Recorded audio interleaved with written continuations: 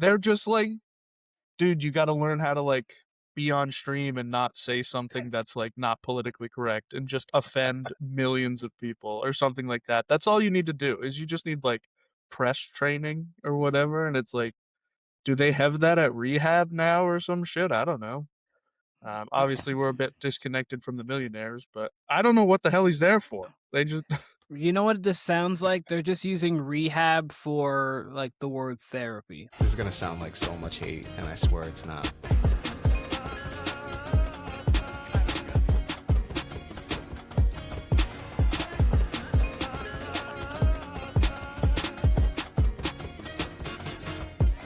Welcome back to the Warner Brothers podcast. I'm Kyle. Today, joined by my brother Timmy. Timmy, what's up, bro? the usual. I don't know if you can see it, but I actually have a nasty sunburn right now from last weekend. Really? Yeah, my nose is like fully blistered. I can kind of see it. I can kind of see the pink. Where'd you go last weekend? We had a track meet in Middlebury, and it was just sunny all day long. One of those like kind of overcast, so you kind of don't think about the sun, but it was like very clearly sunny. Yeah, that was a sunny day. That seems... Man, I didn't know you were that white to where you sunburned on overcast. I do burn, so I have evolved to where I burn, and then if I just go home, take a quick cold shower, the burn just goes away.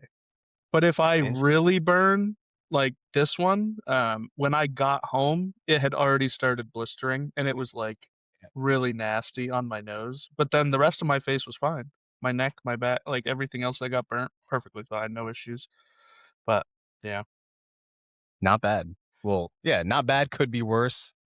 I've gotten worse. sunburn probably less than 5 times in my life. Mm-hmm. And each time it was either, I think every time just about it's been on my nose, like you. Yep. But I think it was last summer. I had one like on a small part of my forearm. It was really weird. It like wasn't my whole forearm. It was just a small part. So I've gotten really just weird. You can't see it anymore. But it was like purple on my arm. It was burnt really, really bad. But then it just went away.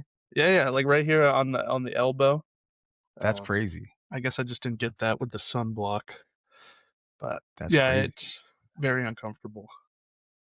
Hey man, perks of or I guess tribulations of a track coach there. When that was our first nice day too, and it's been cloudy / sunny most this week. Like we really need actual sun, unless it means you get sunburned, then that's bad. But we do need sun. I'm used to it at this point, so I'll suffer if it means. Yeah, if it means we can get out of this cold weather. I'm sick of getting, like on Sunday we had snow. We had 32 degrees and snowing down here. Crazy. So. That was nuts. This is the weirdest spring I've ever been a part of out here. And like there's been some weird ones. This is the weirdest one. Can't wait for a really, really hot summer. It's going to be so good. It's going to go straight from this to like 85 degrees. Just watch. And then it'll be like 95 immediately after that. Listen, Tim's here. The draft's tomorrow. You already know what that means. We're talking draft right now. Keenan will be on in a bit. He's going to join us, talk draft, and then we'll transition to the NBA playoffs because they've already been crazy. Tim, let's start here. First of all, before we get to the draft, any general football news that has caught your eye since the last time we talked? It's been about probably 5 weeks, I would say 4 to 5 weeks. We've obviously had some trades, which we'll talk about. Always football chatter and football rumors. Let me ask you this before you answer that. Let me ask you this. How do you feel about this draft in general?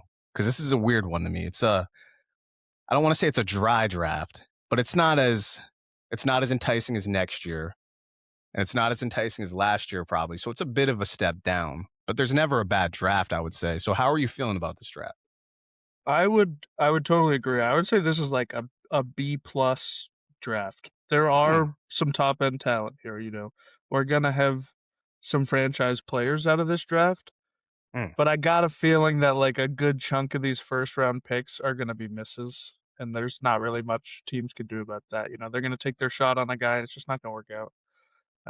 Especially like the poverty franchises. Like, who do the Browns take at the end of the first with the Jags pick? I don't know, but it'll probably be a bust. It's most likely gonna happen. There are a lot of players though that could be all pros, consistent Pro Bowlers in this draft. Like I said, the top end talent is definitely there. It's just kind of thin. Like, I think when it comes to skill positions, I honestly think there'll be only like 10 to 12 offensive skill positions taken in the first round, and the rest is just linemen and defense. Very So, interesting. yeah. Very interesting. Which means when you put it like that, that kind of means like the skill guys could drop and drop Definitely. fast, especially if 100%. if the offensive linemen are like quality and the defensive players are quality. That leads me into something. All right, let me ask. All right, let's go back because that Yeah. already sparked my interest about this draft and my theories on drafts. But I want to go back, just general football before we get to the draft. Anything catching your eye?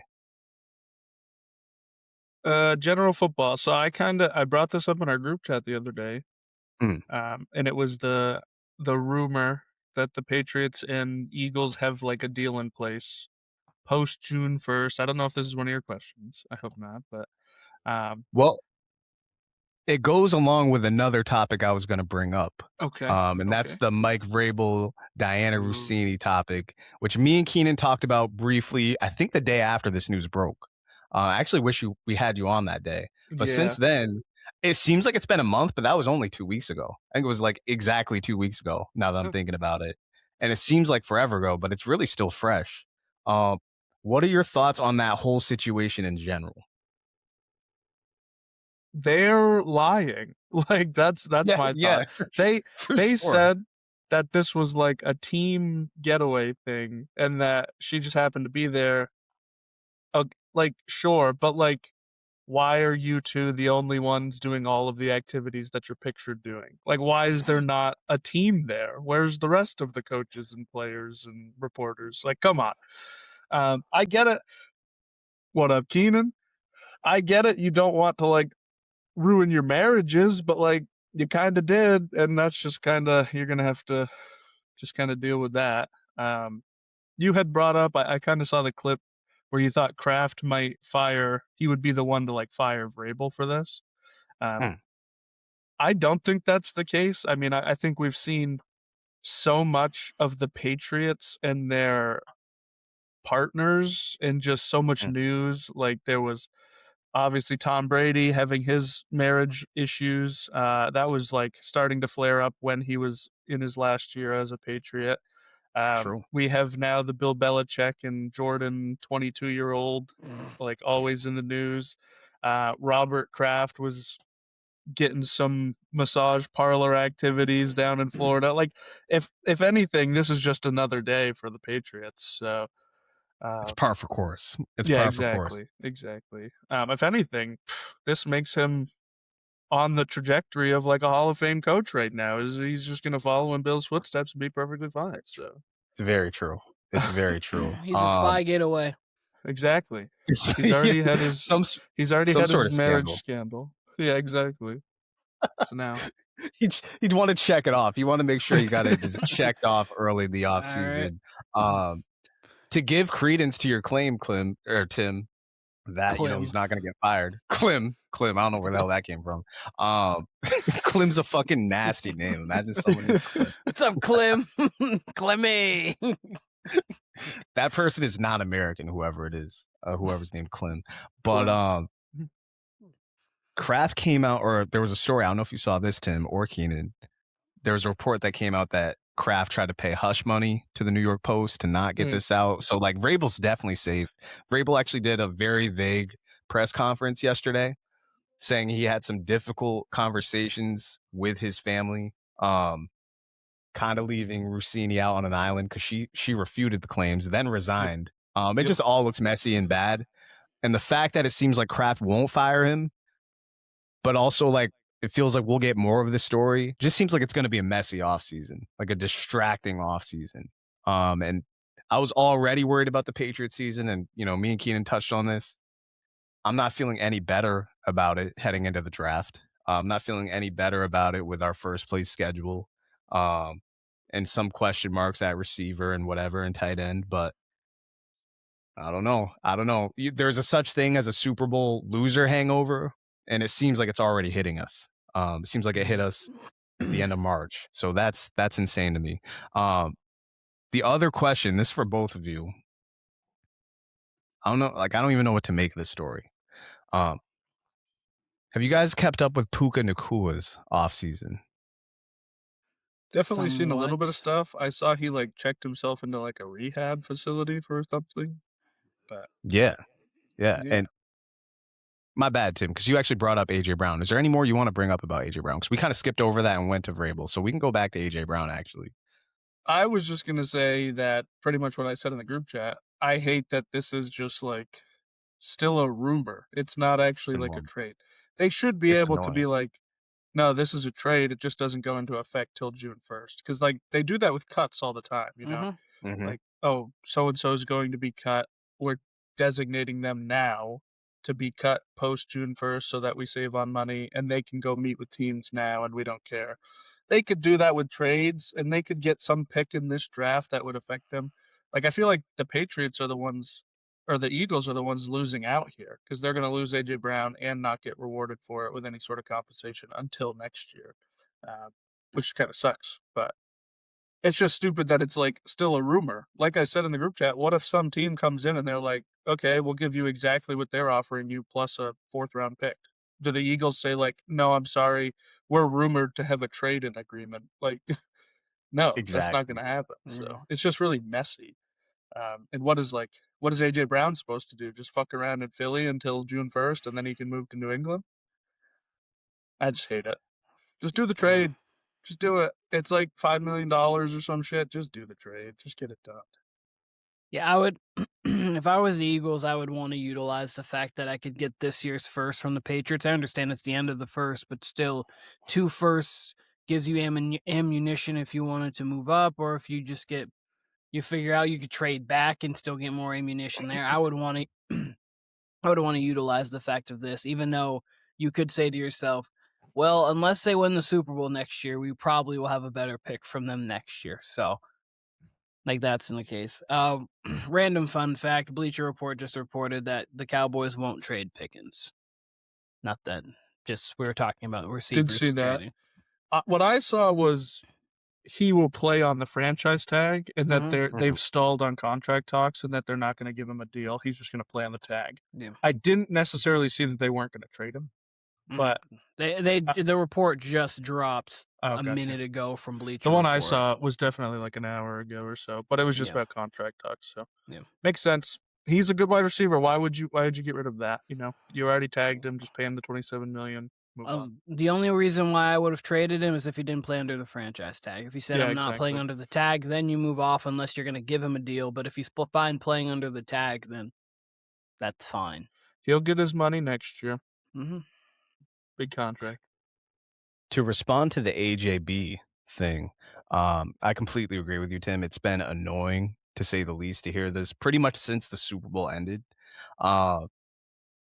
My thing is, when this happens in the NFL or NBA, I'm almost always whatever they say is going to happen, I think the opposite's going to happen. At this point, I believe either he's going to be in Philly. That's what I would have bet on for sure. But the fact that they're really he's not going to be in the offseason programs, okay, maybe he's going to get traded. But I think it's more likely he ends up on a veteran team like the Rams, because they're in the AJ Brown sweepstakes, allegedly. It's more likely he ends up somewhere like them than the Patriots. So much. Right? Yeah, true. That was just an example. But no, I was just saying, because crazy. The Patriots have been the only one talked about for 2 months now. Why wouldn't you have just made the trade then? Especially when it's been talked about how Rossini was getting fed this, obviously, from Vrabel, right? So if the smoke's really there, why wouldn't they fucking have made the trade a month ago? I don't understand it, especially with the draft. Why wouldn't you include this year's first rounder if it was really going to happen? If you're waiting till after the draft, that makes no sense to me. And like you said, if the trade was really going to happen, why wouldn't it be happening right now? So that just all seems super silly to me. Puka Nakua, though, I do want to go back to that. He is in rehab, or was in rehab at least last week. I don't know if he's still there, but he checked into rehab. I made fun of this when this happened with Ja Morant, Keenan. I was trying to think of today. I was like, we talked about this one time with a basketball player, and I was trying to think who it was. It And it was was Glock John Morant. Morant when he went into rehab for 2 weeks, and then he had the ESPN Yeah. special where he was ready for his comeback, and then the comeback has not came back yet. Rehab makes sense when like you have a drug or some sort of substance issue or a mental health issue. Josh Gordon going to rehab makes sense. Yeah. John Morant pulling out a gun on Instagram Live, there's no rehab for that. Whatever Puka's been up to this offseason, which has been like just doing dumb stuff on streams, which I think happened like the week before the Super Bowl or even the week before their NFC Championship game. Like he's doing like dumb 24-year-old kid stuff. I don't know if there's a rehab for that, but they made a point to say that he checked in to a rehab. So, Tim, what do you think about that? I don't know what to think because, like you said, I don't even know what he's like checking in for. You know, it's like, exactly. oh, I'm here for my like alcoholism. Like, no, you're not. You're not going there and saying like I have something that I need to rehab. They're just like, dude, you got to learn how to like be on stream and not say something that's like not politically correct and just offend millions of people or something like that. That's all you need to do. Is you just need like press training or whatever, and it's like, do they have that at rehab now or some shit? I don't know. Obviously, we're a bit disconnected from the millionaires, but I don't know what the hell he's there for. They just. You know what this sounds like? They're just using rehab for like the word therapy. Like he exactly. just needs. All he has He's to probably do in a is hotel somewhere. All he has to do is it's sit just Sean down. McVay yelling at him to just quit doing stupid shit, and they're like, "Yeah, we're gonna call this rehab." That's okay, better. yeah, 24-year-old doing some dumb stuff. All right, makes sense. Hey, Puka, I understand that you want your career maybe to be a little shorter or whatnot. You can do it after your career. It's fine. You have some money to make. Calm down for a minute. It's fine. If you have some feelings and things you need to talk about, sure. But if there's no substance abuse, if there's no alcohol abuse, if there's no, not that you can't try to better yourself, but I just don't see the word rehab. Like there's no rehabilitation for actions unless you have done something dangerous or very like, it's not like you're imprisoned. Like you're saying some dumb stuff, buddy. Just go sit on a couch and figure out why. I just don't see why we need to go to like making a point of rehab. It was the same thing, Kyle, when you're right with John Moran. I was like, what are we rehabbing? Hey, Ja, don't pull out the Glock on Instagram Live, please. Hey, understand that you could be the face of the league if you play your cards right, possibly. So just don't be stupid. Thanks.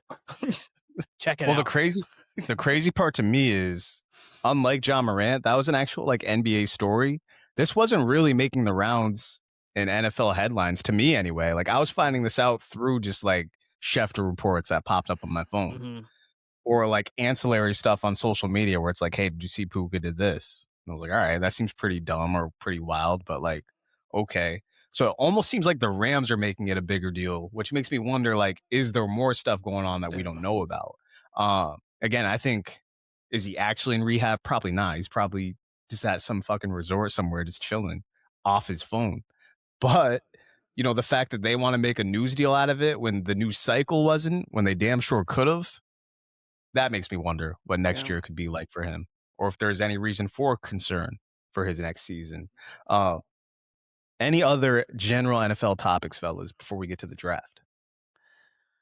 No, not at all. Let's start here. Tim, your football team traded with the Cincinnati Bengals for the 10th pick, giving away Dexter Lawrence. Was that just a straight up him for the 10? Was there any other? Unfortunately for the Bengals side, yeah. Well, it's funny because when it first got reported, every single news outlet, social media page, they all said Dexter Lawrence is being traded to Cincinnati for a package that includes the 10th overall pick. It's just the 10th. It's a 1-for-1. There's no package. It's just every single human being in the world other than the Cincinnati Bengals thought that Dexter Lawrence wasn't worth a top 10 pick. So they assumed that there would be something else.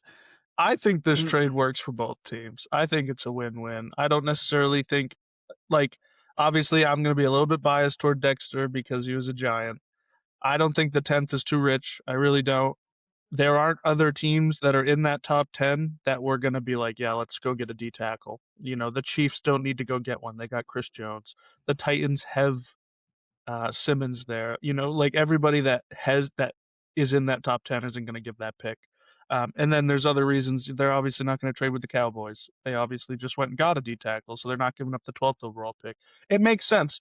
Cincy is terrible at drafting. They are really bad at getting defensive players. We saw it last year. Their first round pick holds out for like all of camp and then is just like a mediocre player on their team. The 10th overall pick could have been a bust.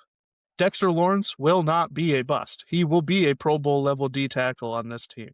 He might even be an All Pro on this team. He might be dominant on this team. He is like a game changer when you put him on a team. Like, I don't think they're going to be a good defense. I can tell you right now, they will not be a bottom 4 defense like they have been for the last 3 years. They're going to get consistent pressure. They're going to get consistent run stopping ability.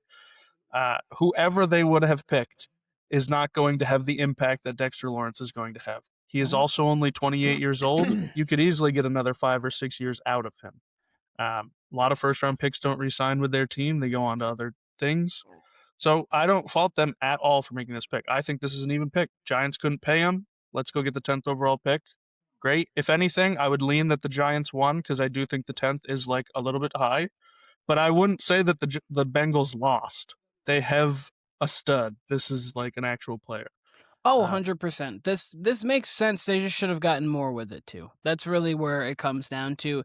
And then this also comes down to a little bit of, like, for me, Bengals mismanagement of just like things. Like, obviously we've talked about them probably not needing to pay T. Higgins and them losing money there, them not wanting to sign Jesse Bates, which they should have done. And then Dexter Lawrence getting this would feel so much even more impactful if they would have kept Trey Hendrickson. Like, just like, it's those kind of things there where you're like, okay, I like the move, because you're right, Timmy. They can't draft defense. And that's what they would have done. Yeah, like, I hope that they would have taken a defensive player at 10. They're fine. They can draft skill position guys. Chase Brown, good. T. Higgins, obviously. Jamar Chase, easy. Joe Burrow was easy. Like, they can draft offensive skill position. Offensive line, not great. And then defensively, they haven't drafted really anyone really that good other than Jesse Bates, who they said bye to. Yeah. When we don't know why they said bye to him. So it's more so just the inconsistencies of the Bengals front office. But overall, if it was, hey, are you going to find more impact out of the 10th pick draft from the Bengals drafting or Dexter Lawrence?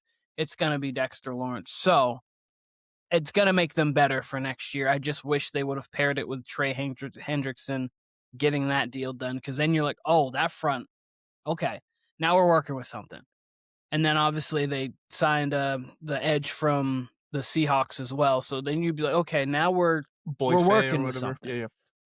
They definitely have already made moves into the defense. Like, the defense right now is leaps and bounds ahead of where it was last year. Can they be the 16th best defense in the league? Exactly. If they that's could it, be then the 20th, and that's good enough to get them to the playoffs with a healthy Joe Burrow. 100%. 100%. Yeah, I think I agree. Like, with Tim, I would have liked them to even get back a 3rd round pick with Dexter Lawrence. Same. But I look at this much like how I looked at the Rudy Gobert trade to the Timberwolves when everyone was killing that. I was like, hey, at the end of the day, the T-Wolves got better. That's kind of how I look at this. Bengals are going to be better defensively for sure with Dexter Lawrence, especially pressuring the passer. That's really all you can ask for when that's been such a weakness the last 2 or 3 seasons. And if they can build around that, like you guys said, they made moves in free agency. Maybe they can add in the draft. If they can add any sort of impact at all. Like you said, Keen, if they're 16th on defense, that's enough for them to be a Super Bowl team. That's a Super Bowl offense. They can be average on defense and just create turnovers. They're in the game. They're in the game, especially when you look at the Steelers, who we don't know who their quarterback is yet. It'll probably be Aaron Rodgers, but we don't know.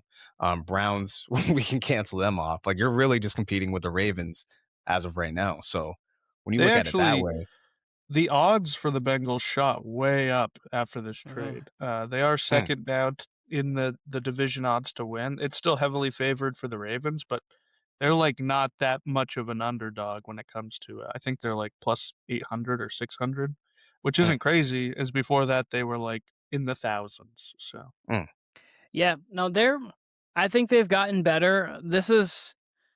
I wish they would have signed someone like Reek Woolen, or I feel like right now they need a playmaking corner, because what got them to the Super Bowl and what got them to the AFC Championship game in those back-to-back years was they didn't have a top 10 defense. They had a good defense that was opportunistic and could get off the field on third down, and then they were play stop. Like, you had a good ball hawks, good people who could turn the ball over, and that's what you need. Get Joe Burrow as many possessions as you possibly can. So if they can manage, hopefully they can draft all right. If they can, in the second round, get a nice corner, this draft is deep with corners. They can get a good corner in the second round, maybe someone, I don't know who, or Trayvon Diggs even, take a shot. I don't know if he's on a roster right now because he was on the Packers. Oh, he was on the Packers and then left.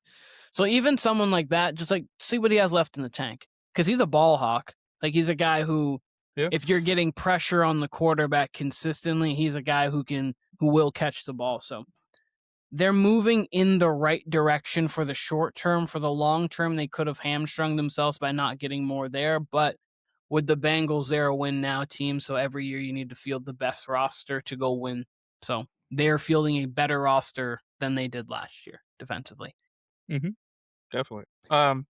One thing I wanted to kind of point out with this is I think a team that won from this trade is actually either the Titans or the Cardinals. We had seen rumors prior to this that the Cowboys were thinking about trading up to get in front of the Giants because whoever that they think the Giants are taking is who they want. And the rumor is that it's Sonny Styles, that they want to add Sonny Styles, and they need to jump in front of the Giants to do it. Well, now the Giants have 2 picks in front of them. So they really need to do it before 5, because if they don't do it at 5, they can do it at 10.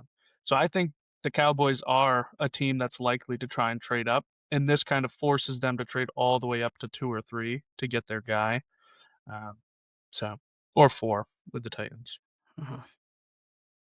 Tim, real quick, what would you like to see the Giants do with the 5 and the 10? I have a 32 pick first round draft here, and for their first round pick, I want them to take Sonny Styles or Caleb Downs, and with their 10th overall pick, I want them to take the other player. Everybody has them now with 2 firsts, taking like defense and then offense, going like wide receiver, or going Jeremiah Love first and then taking best defense available second. I think they just take 2 defensive studs. You know, they played together at Ohio State. If you could get both of them playing in that back end, that would be a crazy ad. That sounds like, Harbaugh's like dreams. There's getting 2 studs, So that's what I think they should do. I don't think that's what they do. I think it is very possible that they take an offensive guy with one of those picks, though. Lastly, on the Giants, before we get to these questions, do you have any concern with what I don't know if you saw what Zay Flowers said on a podcast this past week, that they went too hard in practice with John Harbaugh? Do you have any concern about that, given how Scadaboo and others on your team play? I don't, because the Giants have been going not hard enough for the last 10 years. So if they go too hard and they accidentally win 10 games, I'll be fine. Too hard. Okay. I never understood the too hard in practice. They save their padded practices for the end of the year. You can only have a certain amount of padded practices, so I guess they're just saving them towards the end of the year, which, I mean, I would save but also the Ravens were never like that banged up. Like, we never talked about they weren't the Bills. Yeah, but they were also 1-4 to start the year. Like, they were bad. They had a chance to win the division in Week 18, but they could have won it running away with it if they were good early on. But Lamar's had some issues. But Lamar, I mean, he's not these padded. If there's one person it doesn't matter for, it's the guy in the red jersey who's not getting touched. Like, it doesn't matter what he's doing. So I don't know how putting pads on makes you pull your hamstring. Like, I don't get that. And also he's a receiver. Like, Yeah. He's not getting like that the brunt of the contact. So I Like, just bro, never they're not trucking you. Like, they yeah, no, know they're just supposed to, like, tap like up and how many Oklahomas are you running in practice and we just don't know? Like I don't like I don't think John's like, hey guys, let's line it up. All right. Kyle Hamilton, Zay Flowers, Oklahoma, let's figure it out. Like I just don't think that's happening in the Ravens week 14 practice when we've got the San Francisco 49ers around the block. It's like, well, if you can tackle Zay, you can tackle CMC. So let's get it going. I think it's much of nothing because they haven't been the Bills or the 49ers where if they heard that from San Francisco, you'd be like, well, they have that sure. weird chemical thing and then they can't stay on the field. But the Ravens have been traditionally one of the more healthy teams in the league when it comes to the playoffs. They've just been lackluster at times in the playoffs or had unfortunate luck. All right, I want to ask you guys. Last time I had y'all on, I asked you what you would do if you were the GM of the Raiders, if you'd trade that pick. Now I want to know, this is general, this isn't strictly about the draft, but if you guys were a GM, let's say you guys had a blank slate. Let's say you guys had an expansion team even. Blank team.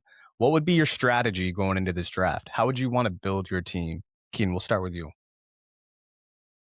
Going into what pick do I have? Because that matters. Like, just give me even a general area. Top 10, Like, top 10, top 15 even. Top 15, but not one?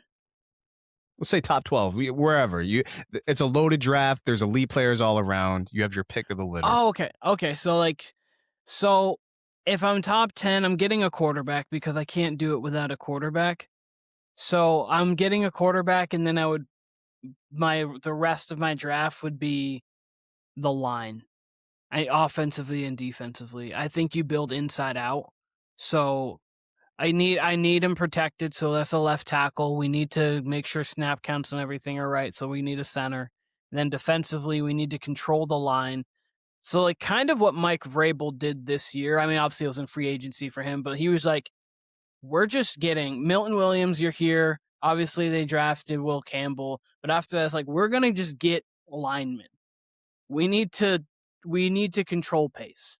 So that's where I would go. And you need a quarterback, and then I would just control the line and build from there. Because if I have the guy at quarterback, then I think we can make some mid-level receivers like a Kayshon Boutte, just because I'm thinking Patriots. We can make him better if we have time and we have a quarterback.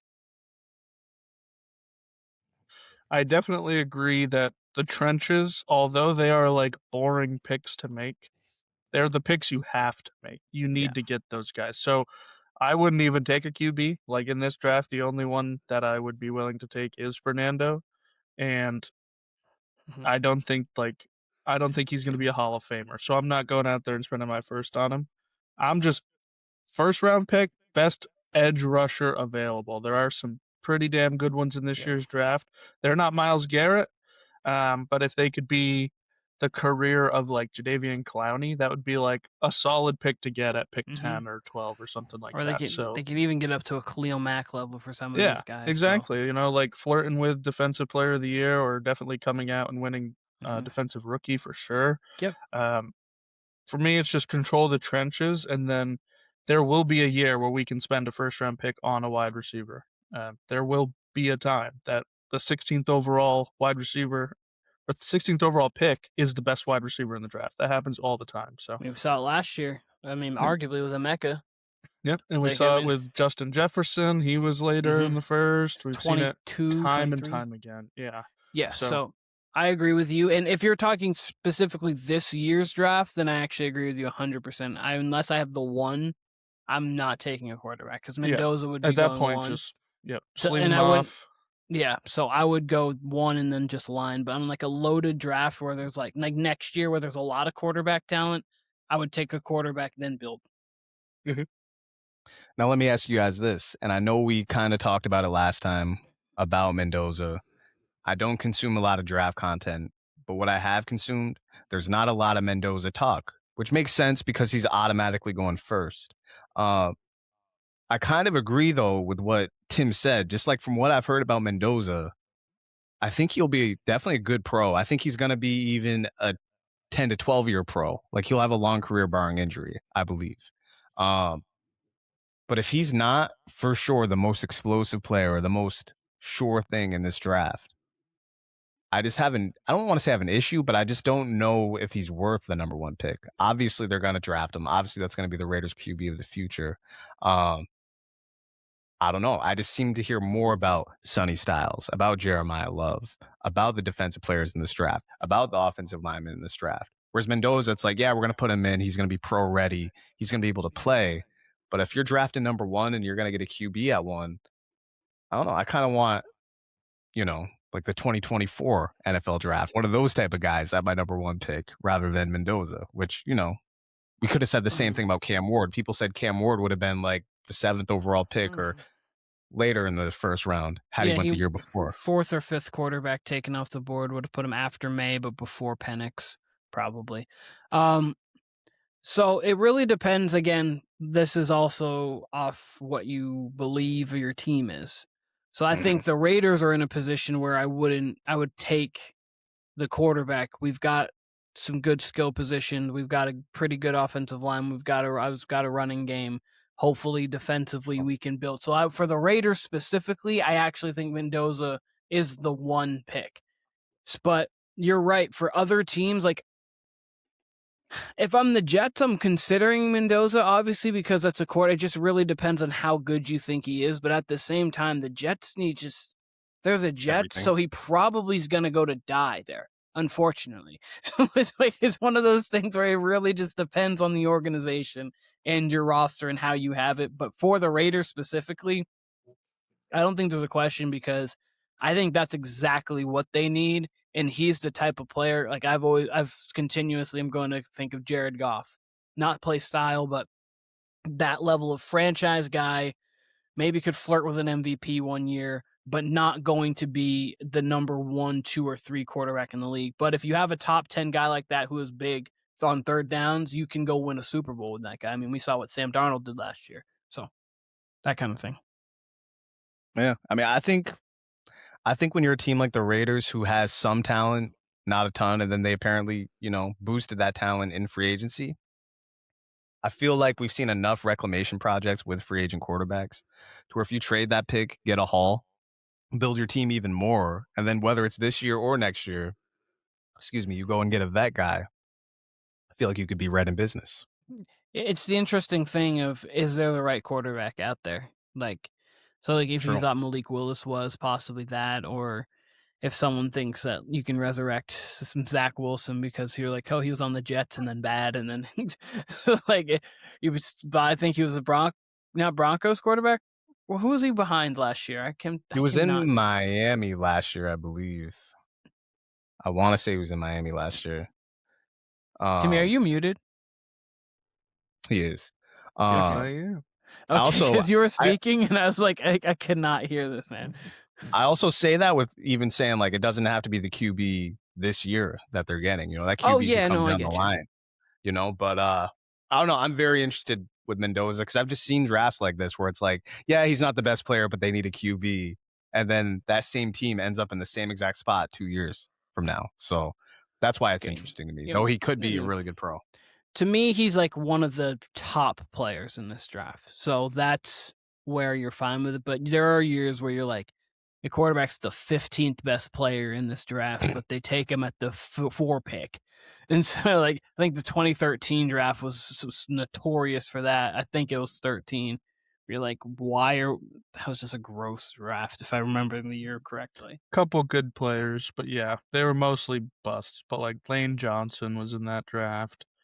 There was, I think, Aaron Donald was in that draft. Oh yeah, and there was some player, but I was thinking the quarterbacks. Yeah, because that was the Luke. The rest of the first round that was the Eric Fisher, Luke Jokel, Deion Jordan. But you had Lane Johnson at 4. That's gonna get it done. It was 24 of those first round picks did not sign a second deal. Next deals. Travis Fred. There was a few solid. Your best. Players. You're only. Get EJ Manuel taken at quarterback at 16, and that was the only quarterback in the first round by the looks of it. Buffalo Bills. Tavon Austin was a top 10 pick with D. Milner as well, and Chance Warmack. Oh, God. DJ Fluker. Oh, boy. People love People love Chance Warmack in that draft too. They'll try to hype it any way they can too. They will try to hype it. But, and some people coming out is like, they look really good. They just don't pan out. But so 2013 looked bad. I still remember D. Milner being compared to Darrell Revis, and I was like, let's pack it up. And and he was a bust right on arrival. Let's pack it. Especially because he went to the Jets too. It was like, yep, gonna fill his shoes, guys. Actually, no, he won't. He's not filling any shoes, guys. Fellas, can we get negative here? Yeah. Let's do it. I mean, the intro is just gonna sound like so much hate, but I swear it's not. I mean, that is the intro. I mean, that is our the intro. Who's gonna fuck this draft up for their team? Who is just gonna just do the most ridiculous thing? And you're like, why? We see kind of like the D. Milner thing. We know this is gonna be bad. It sounds bad. We're gonna get to the season. We're gonna say, yep, we saw that on draft night. This is all bad. Tim, who is that team for you? I've already kind of hinted at it. It's the Cowboys. They're not going to get a deal for the Tennessee pick, and they're going to way overpay to go up. They're going to give up this year's 12th and their later first-round pick to move up to 3 to take their guy. And I don't necessarily blame them. I think they can get an impact player, but is that player really worth everything? Like everything that they've just gotten in trades with the Micah trade and everything, is it worth that? Probably not. So I think that's one team that it's not necessarily the pick for me. It's just that I think there will be a team that trades up that pays everything, and I think it's the Cowboys. The thing that also, when you're mentioning that, it's so they'd be trading up for an edge rusher, hoping, because that's like what they're looking at. Maybe. Well, it's either Edge or it's Sonny Styles, and they just think that they have to get in front of the Giants. Yeah, so. And if they do take Sonny Styles, like he's a little, he can do obviously a lot because obviously he's really good. But the thing is, if they take it, they're trading for a guy to be as impactful as Micah Parsons when they had Micah Parsons and could have just signed him. Exactly, and they're going to give up every pick that they got from the Micah trade to replicate 75% of him. So it's just going to be stupid. That's where it's crazy. Like when you just go around in a circle, it's like, hey, we could have just kept Micah Parsons and just went from there. I don't know. Because like they had the Quinnen Williams trade where they got rid of a pick, and then it's like, okay, so what team do I think though is going to it's, you can walk into it, but the Jets. Yeah, that would have been my second pick. Like it's, and I'd feel so chalk. Like if you were to put odds on this, it's minus 300. It's the Jets. They have 2 first-round picks, but they'll probably manage to mess it up somehow. Like I don't know. I don't really know how they could even like fully mess it up, but they're gonna find a way to mess it up. Like maybe take. For me, I think they're pretty much set on edge rusher. It would just be like taking the 4th best edge rusher, which wouldn't be like super unjet like to do that. Like go right ahead. It was like a few years ago when the Raiders at like 4 overall took Clelin Ferrell when there were like 8 other defensive linemen ranked so much higher than him, and then he was out of the league in like 2 years. That sounds like what's going to happen with the Jets. What they should do is just take Arvil Reese. What they might do is take like Ruben Bain, and he's got this off the field stuff that doesn't work out and doesn't play for them or something like that. It's either Arvil Reese or David Bailey. Like it's really, they could go in 5 separate ways at the 2 pick, and I could like justify it, but they take Ty Simpson at 2. We'll probably take like Mekhi Lemon and just be like, yeah, well, we gotta like. What so you think there's doing? A chance? So you think there's a chance at 2, even though there's can't miss guys right there? You think there's a chance that the Jets just completely take the wrong guy? I mean, I get it, they're the Jets, but I just think that. So there's like 4 guys in this draft that at 2, if they took them, there's not really a question. But a guy like maybe Jordan Tyson, a receiver who's really good, but so I don't think he would be a bad pro by any means. It's just one of those things where why would you get him at 2. Do you think that's what they would do? Is go Jordan Tyson over these defensive guys? With what they said about Geno and like him bringing, like, I could see maybe them feeling like we can get a defensive guy at 16 and then get a worse defensive guy than what they could do and get a guy like that at 2. And just doing something Jet-like. I mean, for the sake of their fans, whatever. For me, I hope they do something stupid. Take Ty Simpson at 2. I don't care about the Jets. Like, I really don't care about the Jets. Everyone else in the divisions, we've well documented. Fine with the Dolphins. Bills don't bother me. If they make a good move, I'm like, it's a fine move for the Bills. Like, the Jets, terrible. Be terrible. Take Ty at 2. And then just go take someone random at 16. But I could see them doing something bad because it's the New York Football Jets and they just can't manage to football properly. I could see it. The fact that Aaron Glenn is a defensive coach, like, I think they'll actually get this pick right somehow just because they're at 2 and, like, they got their quarterback. They'll probably take another quarterback later. So I think who knows? It's the Jets. But I think at 2, it's not like they're at 4 or 6 and they have options. Like, they kind of have to take someone nice at 2. But then again, it's the Jets. Cowboys, I would be pretty surprised if they traded up just because they don't really have a track record of it in the last decade plus. That being said, if there was a draft to do it, it would be this one, I guess, given it's just kind of acquired a draft. But you're right. The fact that they have that draft capital from Micah, it would be insane to just give that up for another defensive guy, which is basically, okay, we're just getting him on a cheaper contract. And he's probably not going to be as impactful as Micah Parsons. I would be surprised if they traded up, honestly, though. If they say they do make this big trade up, they go all the way up to like 3 or even 2, and they get the next Micah. In 5 years, they are in the exact same boat that they were in with Micah last year. They need to pay him $50 million a year, and they don't want to do it, so they trade him. Like, they just kicked the can down the road and did it again. So that's why the Micah trade it doesn't make fully sense if this is what their plan was. So that's not really a plan. I think that what I could see happening with the Jets is just complete dumpster fire. The first 2 picks of theirs in the first round are both offensive players, and then Aaron Glenn just quits. And he's just like, you know what? Fuck you guys. Like, our defense couldn't force a turnover last year, and you take 2 offensive guys. They go like O-line at 2 and then wide receiver. They get the 3rd best wide receiver at 16.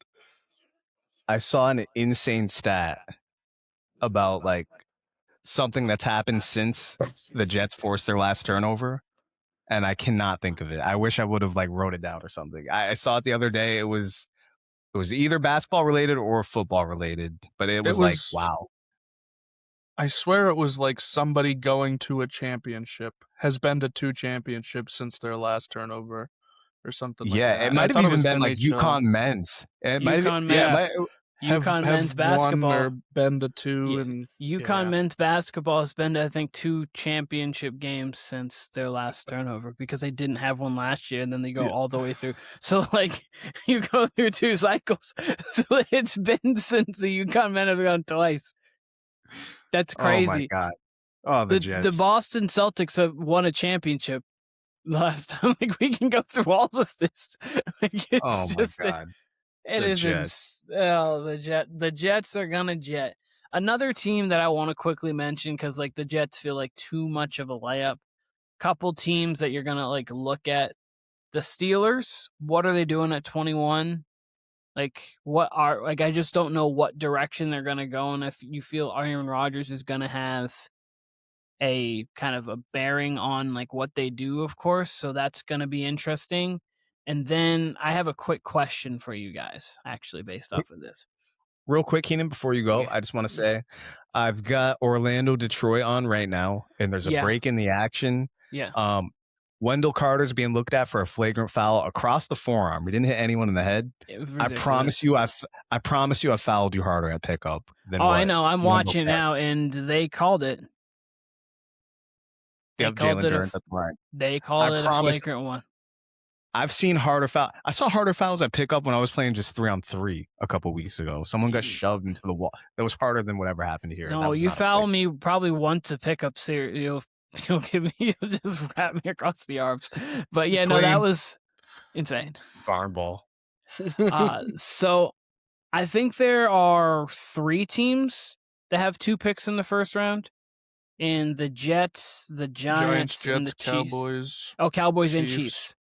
Okay, so out of those 4 teams, Browns actually, yeah, you're right. So out of those 5 teams, interesting enough, Dolphins. we don't have this. Dolphins. Do they really? Yeah, they have the Broncos. Oh my God, pick. they do. So, geez. 6 teams. Sorry, there's 6 teams. We just keep thinking of them. Yeah, so there's 6 teams. So the Browns, the Dolphins, the Jets, the Giants, the Chiefs, and there's no other team that I'm forgetting. But out of all of those teams, which Cowboys. team do you think is going to utilize Cowboys? Which team do you think they're going to utilize their 2 first-round picks the best? I can go first because I'm biased.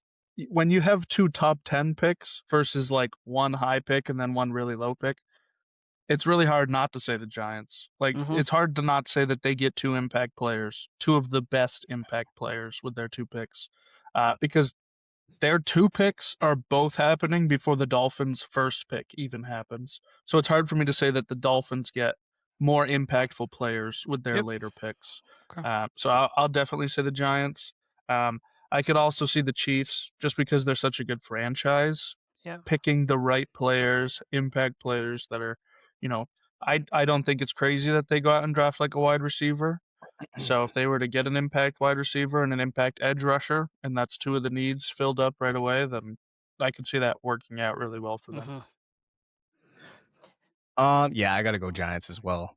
2 picks in the top 10. The fact that they have real talent on their team already. Obviously, Harbaugh's their coach now. They can make a real run at something this year, whether it's the playoffs, whether you think that's a deep playoff run. They're going to be competitive this year. And if you nail those 2 picks, you can be even more than competitive. So Giants for me. And if I had to answer the first question that I asked you guys, who's going to fuck up this draft the most, or their own draft, I would say the Dolphins, just because I have no idea what the hell they're doing in general.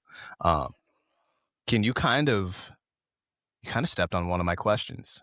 My bad. I don't know if this is, I don't know, no worries. I don't know if this is too redundant to say who has the most to gain in this draft. It's not, because there's obviously other teams there. Most to gain, I think it is a couple teams, and I think it's 2 of the teams we just mentioned, the Chiefs and the Giants. I feel like the Chiefs are going to be in a position that they're not going to be in, probably in their minds again, with the Mahomes era. Having a top 10 pick, you never know, it's the NFL. But you would assume that they're at least going to be a borderline playoff team, if not a playoff team, every year of the Mahomes era. So they are not going to have the 9 pick again. They have a lot. There's a lot of defensive talent in this draft, and some people that they can take. So I think they have the most to gain. And then the Giants, again, as we've said, 2 top 10 picks. You can get 2.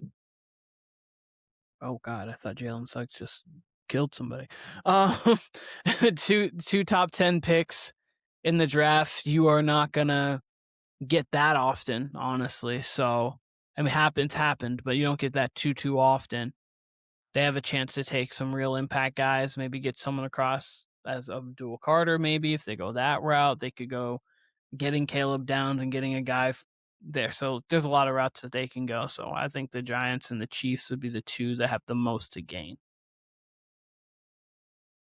I think by definition, the Raiders have the most to gain. Because if they go from the first overall pick to just the 14th overall pick next year, they've gained more than any other team really will. Mm-hmm. Especially if they do get a franchise QB with Fernando, if he is the real deal. Problem is with Kirk Cousins there, we might not see it right away. And there is a world where Fernando doesn't even play a game in the first year. I think he will, obviously, but that's at least a not 0% chance that happens. I actually think the Cardinals are the team with the most to gain here, because they should trade out of this pick. There isn't a pick that they make where everybody's like, the Cardinals did it. They have turned it around. They have got that edge rusher that's like a can't miss prospect. They're going to get the second best edge rusher. So like that's already kind of scary as it is. If they were to trade back and get, next year's first of a good team or next year's second and first, like a package, a real load, then they could next year be the team. They've already committed to playing for next year. They're obviously not trying to like win it all this year. They know that. Um, so this could be like a turning point for them if they were able to get an absolute haul for the third overall pick. And there are teams that are interested. Like I said, the Cowboys have had their talks. The Chiefs have had their talks about moving up. It wouldn't be crazy for them to just take a pick, even if it is just one first to move back 6 spots or something. Yeah, I would contact the Cowboys if you can get a first, if you can move back to the 12 and then get the first from the Packers next year. Yeah. So the Cowboys feel like they get an impact guy, but then now you have two. You still have a first round pick to take a guy, and then next year you have 2 firsts. So if you need to move up from the 5 to the 2 to get your impact quarterback next year, something like that, you have more ammunition to do so. So I agree with that. Yeah. And I think also depending on which team takes Jordan Love or Jeremiah Love, I think what team takes him could have a huge impact. It just really depends on the team. Like if he fell to the Commanders, which doesn't seem likely with the way that people are talking about him, but I think that would be a hugely impactful thing. I really think the Titans should take him at 4. For me personally, at some point you got to put butts in seats. So you got to give something for the Tennessee Titan fans to be excited about. Last year it's Cam Ward, but then you're like, man, he doesn't have much around him. So you get a guy who can receive out of the backfield and then run as well. I think that you start to get some excitement around there, and in free agency still build around the edges. How would you feel about them having their contracts, their rookie deals being up around the same time and up for extension? That's a lot of money invested into your QB and running back. It is, and that's where things would get interesting, but it all depends on obviously how good Cam Ward is and would it be worth it. And typically with running backs too, you're going to get your best production out of them in their first contract. Like not everybody is Derrick Henry, who is just obviously insanely special. So their first contract's usually their best stint at running back. So you're going to get him for his best stint. So I would be okay with it. And then seeing how good Jeremiah Love is in, because if he's that good, you eat the money and you figure it out. And if Cam Ward's that good and that guy too, then you can work around it. But it all depends. Who has the most to lose in this draft, Keenan? The most to lose.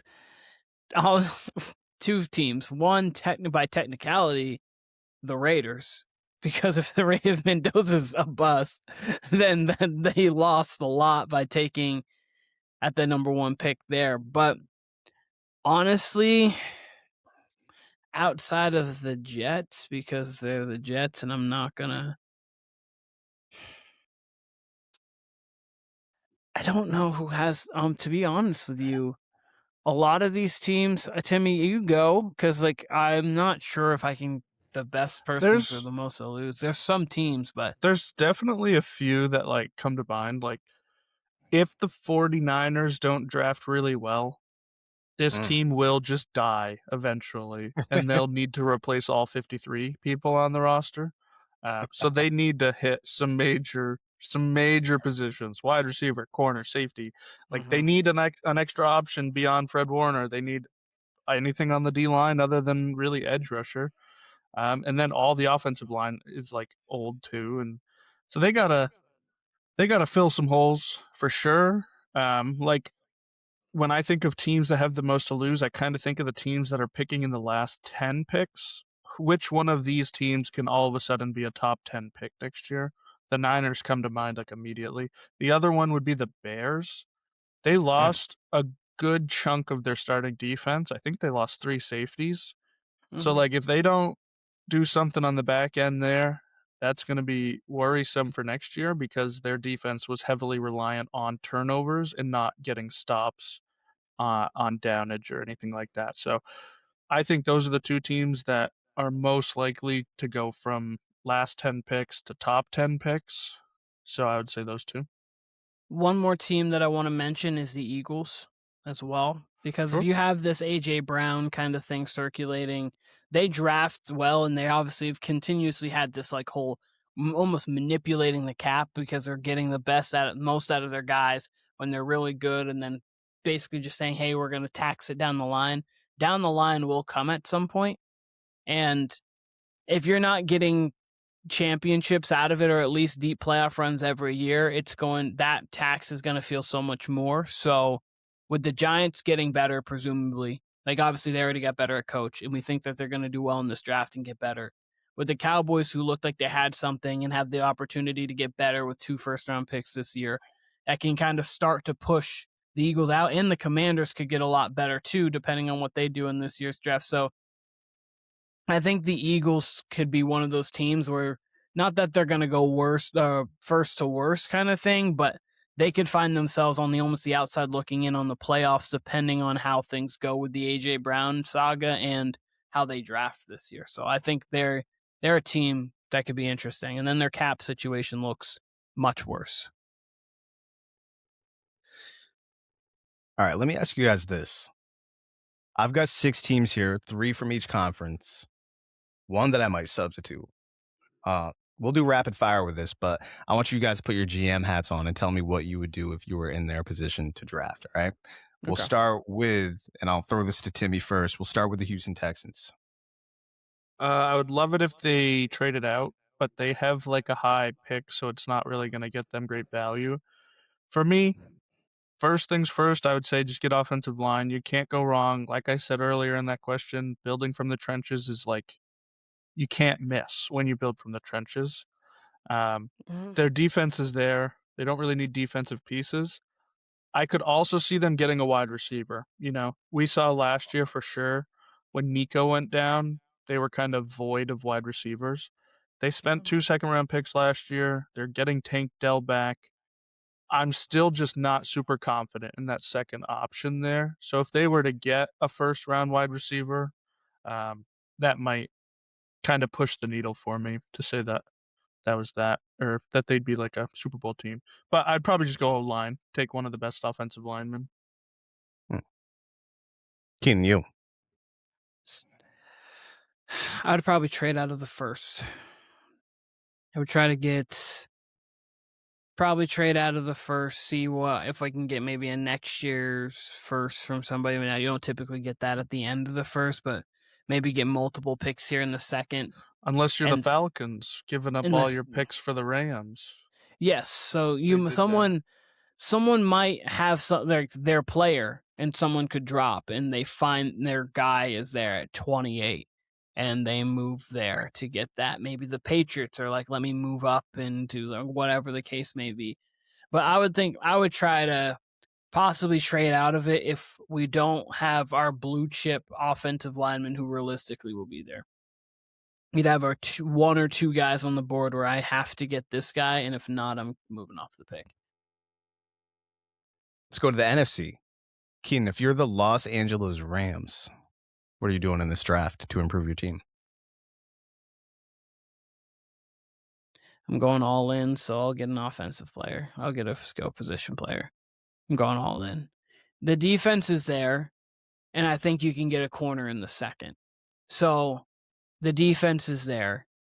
I would go all in, just get the best offensive talent there, whether it's the Oregon tight end who's an insane athlete or a receiver drops there, whatever the case may be. My goal would be the tight end, but I would get a skill position player. And then what receiver? Realistically, I think probably Lemon will be there, maybe. So like if that's the case and he is there at 13, Mekhi Lemon would be who I would take. But I would go, I cannot think of the Timmy tight end's name. Kenyon Sadiq. It's Kenyon Sadiq, thank you.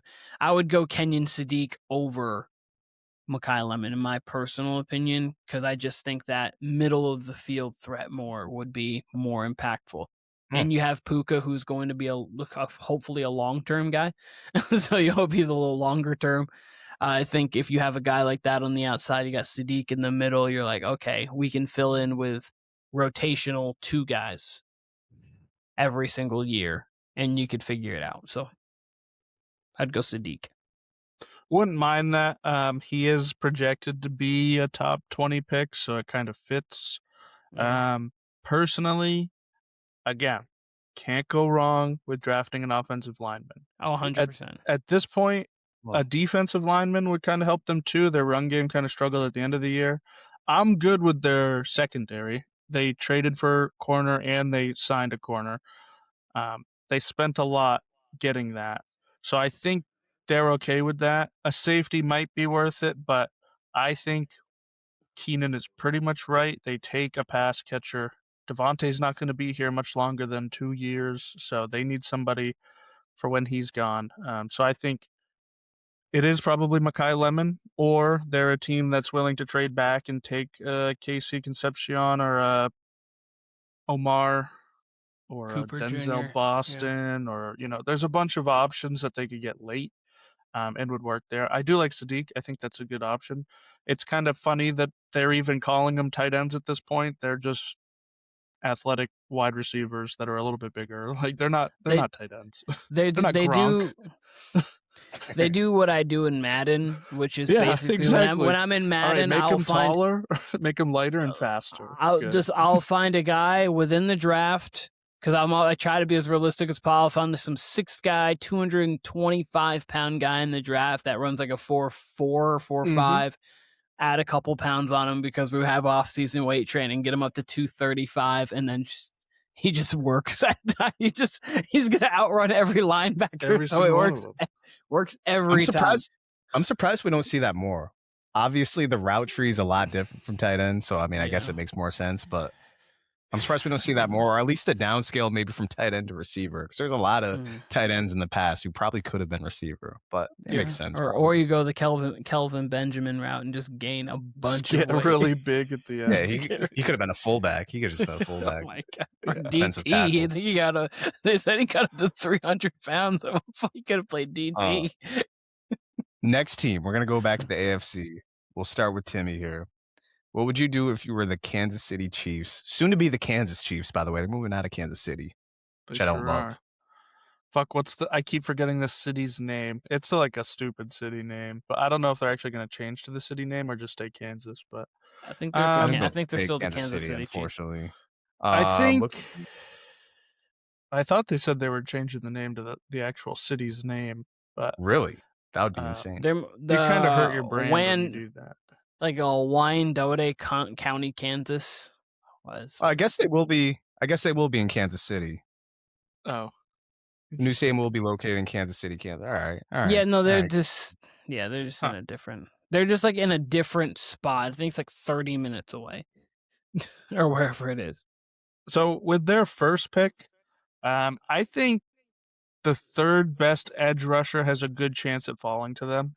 Yeah, and they could use some edge rushing here. They have Chris Jones. He is going to generate pressure, but when he's doing it all by himself, at the end of games, we see it. It just doesn't work. They do need to replace some corners. They lost like both their starting corners in free agency, and like they didn't have much depth beyond that. So it wouldn't surprise me if they went there. But I said it earlier, I do think that their second first-round pick is a wide receiver. And I think that they think Rashee Rice will not be a part of this team after this year. So they're looking to replace him now. This could also be a Kenyon Sadiq or an Eli Stowers team trying to get somebody to replace Kelsey in the next short, I was going to say a couple of years, but I really don't think Kelsey's going to play that long. Like, I don't think he has that left on him. I think next year's his last year. I really do. Really do. But he signed a 3-year extension, and that just blows my mind. Like, why they do that? It's a 3-year extension, but I think it's so heavily loaded to the first year that like they can just get out of it. Yeah, they can just get like all the way out of it without any penalty after year 1. I think it's just funny that they even signed it. Like, he's flirted with retirement now for the last 2 years. Yeah, and they're like, yeah, let's let him do that for 3 more years potentially. Nah. It's weird. I'm with you though. I think they go edge first, and I think mandatorily they go edge. Mhm. And I'm not going to lie to you. I think edge is so important for them that if you start hearing rumblings of, say, the Giants or whomever at like, just say for the sake of this conversation, the Browns at 6 are like, yeah, we're thinking about getting rid of Myles Garrett, so we're going to take an edge. I might even trade up to get a guy because I think it's that important for them to get an edge this year. And Mhm. there's 3 solidified guys who you would be very comfortable taking. So I would get one of those 3 guys would be my goal. And then the second pick, I would lean corner. But if you have a skill position guy who falls to you, I know a lot of people are liking Denzel Boston. If he falls or somebody else that you have higher on your board falls, you can take kind of best available person. But I would say a corner would be the most important to get after that. And then maybe a wide, but also you're right, a wide receiver could be there, but that's where you hope the greatness of Mahomes, maybe if you take a second round guy or third round guy, he can get them up to speed. Wouldn't be shocked to see them go O-line either. 100%. They've struggled with the right tackle position now for a few years. So to get a guy to fill that in, they have pretty much left tackle and center figured out. So they could use those other positions though. They have good resources throughout the line. That right tackle is something they've needed. So it'd be interesting to see if they take it early or take it late. What about the Philadelphia Eagles? Where do you think they should go, Keenan? If you were the GM, what would you do to improve their team? I'm not going to lie to you. I would either go tackle or trade it away. Because I think you could go receiver theoretically, but I just with obviously the way they've been working these contracts, I just think at some point within the next few years, we're gonna see like, oh, the Eagles can't sign anybody, and it's fine because like they've been just pushing off salaries and they've done it really smartly to where like they've staggered it, and so like they've done it very smart, and that's been a very good model for them, but. I could see them trading out. And if you could trade out and get a good draft haul for even next year, I think that's fine. Because I think their team is mostly set. And since you're not trading A.J. Brown until after the draft, you don't know what you're fully getting. I think their team is set enough to make a playoff run this year. I really do. I think they got enough in free agency and they've had enough to where they can make a run. So I would think about trading out of it if I'm not getting someone to replace Lane Johnson in the coming years. I'd be good with them taking their shot on the late first wide receiver here. They got to replace AJ Brown. I had seen some things saying like, hey, if AJ Brown does get moved, expect Devonta Smith to become JSN. I don't think he can. I really like Devonta as like a field stretcher type guy. So to put that all on him, all the wide receiver one duties, I just don't think it'll work. So wouldn't That's a surprise me if Heisman, they. man. It is a Heisman. It is literally one of one, like the only wide receiver to do it. I just can't see it working, especially with Jalen Hurts not being like the best passing quarterback. So get him some help. You need a wide receiver. But then I agree. I could say this about literally every single team. You can't go wrong taking an offensive lineman. It doesn't matter. Like you can't miss. Build the trenches. As a Giants fan that watched them have the worst O line in the league for like 5 straight years in the last 8 years, build the trenches, both sides. Yeah, I can't. Offensive line's never a wrong pick. Or like if you're at some point, I mean, obviously, if there's like you need a quarterback and you take an offensive lineman at 1, you're like, well, what are we doing? But even then, if he's a perennial All Pro, you're like, you know what? At some point, we need to protect the guy who's throwing the ball. So yeah, an offensive line's really hard to be like, yeah, this is bad. That was a bad pick. Cowboys did it for years. They're like, we need something. No, we'll just take the best offensive lineman there. And it worked out. They got such a great offensive line from it. Keenan, I was going to start with Tim here, but Tim looks MIA for a second. The New England Patriots. What would you do if you're the New England Patriots? What do you want to see them do? Since obviously this is our team. So what would you do and what do you want to see them do? I'm taking offensive line, the best offensive Mm. lineman on the board. I really don't think defensively we were bad last year. I think we were really good, especially towards the back half of the year. We did play some lesser talent, but at the same time, even against some of the good talent, we did play well defensively. I would offensive line, protecting Drake May is the number one thing, because we saw what was happening when Drake May was getting a lot of pressure on him. He was having to run around. Some of the sacks were on him, but some of the sacks were on the 1, 2, 3 getting hit. And we need to protect him at all costs. So I would go offensive lineman. If there's not a guy you like, again, I'm going to say this with a lot of the last guys. Is Tim saying a lot of offensive line, and I'm saying a lot of trade out. A lot of trade out when you're one of these last picks to get more value later on. But I would look offensive line first. The Belichick. It's the key Belichick every year. It was just trading out of. He didn't need it. So, Tim, if you're the Pats, what would you do? Gotta echo what Keenan said. You gotta go O-line. I don't know if I'm talking. Yeah, there we go. yeah, you are. O-line for sure. Depending on who you could get, it wouldn't be crazy to take a left tackle here and move Campbell in to guard. Yeah. Like, that wouldn't be crazy at all. Seems like Campbell's- they're dead set on him being the starting left tackle. That's what Vrabel seems to be saying, is like, no, he's our left tackle. But if you find a guy at this pick that's like, he can play, it would benefit your team to move him to guard. He's got shorter arms, so he's not going to win against all these long edge rushers. So, And he's pretty athletic too, so pulling and things pulling like that would be great. really...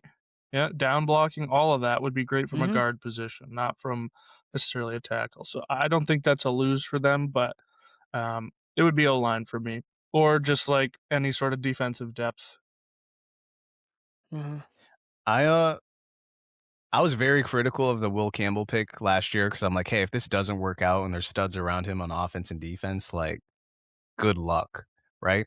And I actually thought he did pretty well at left tackle, obviously until the playoffs, which he came back from a torn meniscus.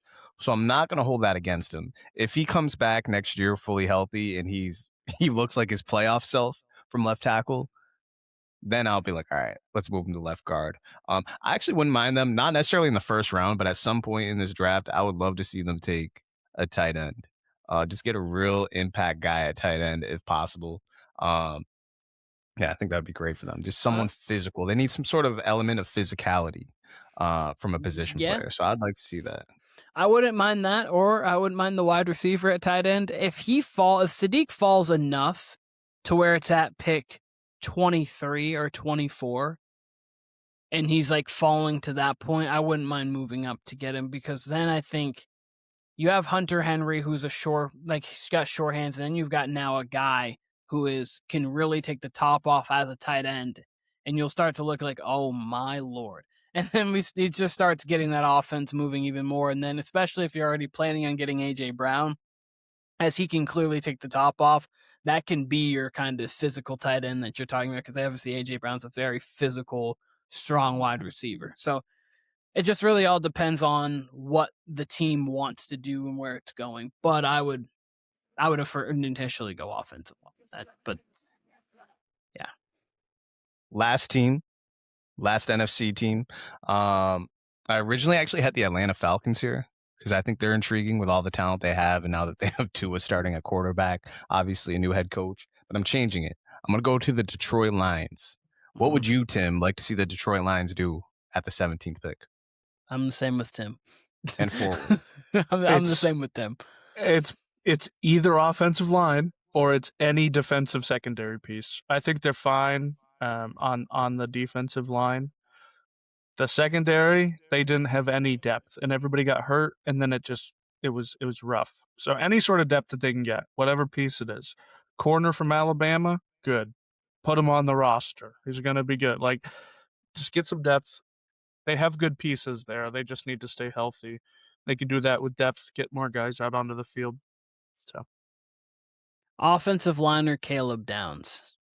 There's going to be one.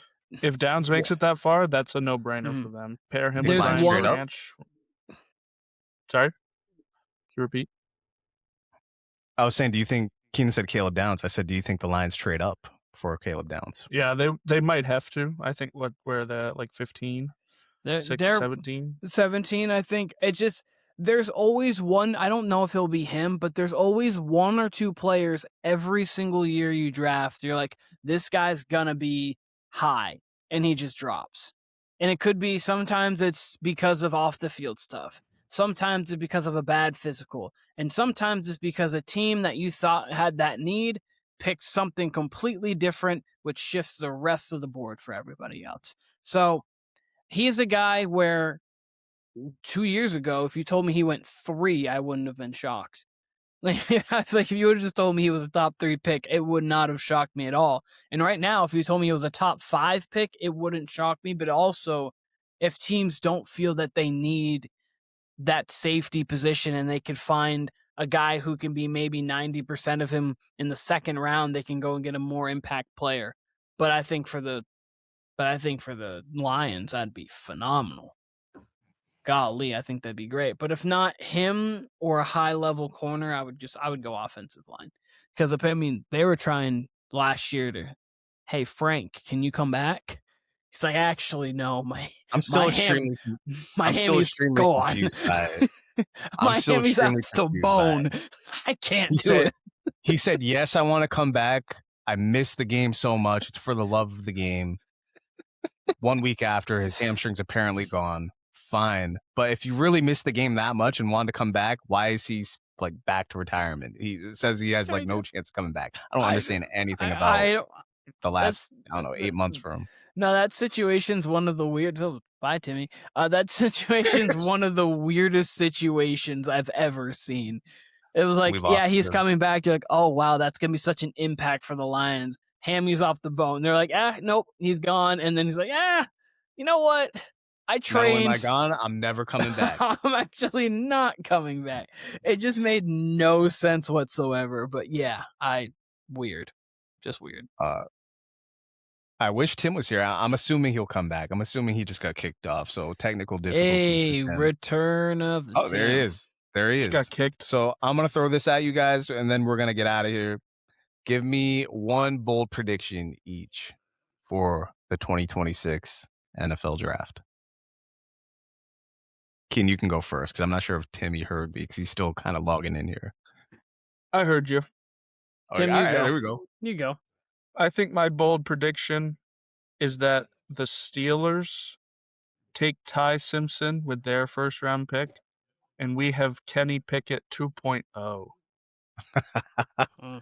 Okay, I like it. A lot of Ty Simpson buzz. Mm-hmm. A lot of Ty Simpson. A lot of people are like saying like, oh, the Cardinals or the Jets will just trade up to the end of the first, pull like a Jackson Dart with the Giants and grab him there. The Steelers were told months ago, they were telling the reporters like, we will know our deal with Aaron Rodgers before the draft comes. Guess what? Here we are, and they have no idea. So I think they might get a little shaky with it. Take a guy in the first, get him on a 5-year. Won't be worth it. Won't help them, but it's very Steelers-esque to me. So.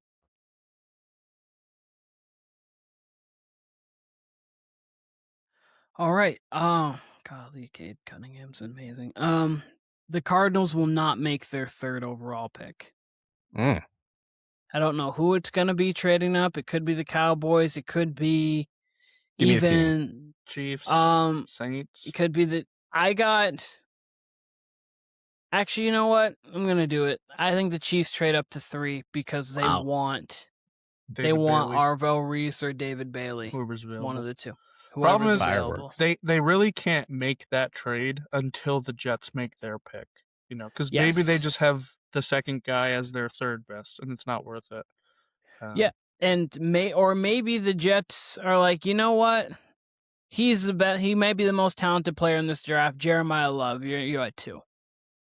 It's on the board. There's nothing off the board for the Jets. And if that's the case, then it's like, wait a second. They might trade up to 3 because they've got their pick of the litter. So I don't think the Cardinals are making their pick at 3. The Chiefs are one team that I could see trading up.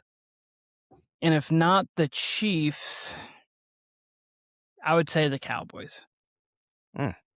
One of those two teams are trading up. And a little bonus, Vikings might trade up for Love if he falls enough. Oh, wow. That would definitely be interesting. Vikings get their first mention 80 minutes into the pod. I was to say, you get Kyler with Jeremiah Love, Justin Jefferson, Addison. That offense is looking scary, and you've got to compete if you're going to do. Holy mackerel. You've got to compete if you're in the NFC North. So Vikings could trade up for Jeremiah Love if he falls enough. I see what you're talking about, Keenan. Yeah, no, Paulo Banquero said, let me catch a body. Oh, boy. But yeah, no, that's where I got it. Listen, Tim, thanks for joining us. Keenan with the unexpected early arrival. So thanks for joining us too, Keenan. Absolutely. Listen, you'll hear from us post-draft. And maybe if anything extremely crazy happens this weekend, maybe you'll hear from us during the draft. Who knows? You just never know. This was the Warner Brothers podcast. We will have a podcast about the NBA playoffs too as well, so be on the lookout for that. We had a lot of fun here. Check us out, Instagram, TikTok, Spotify, Apple Podcasts. We will be back very soon. Peace.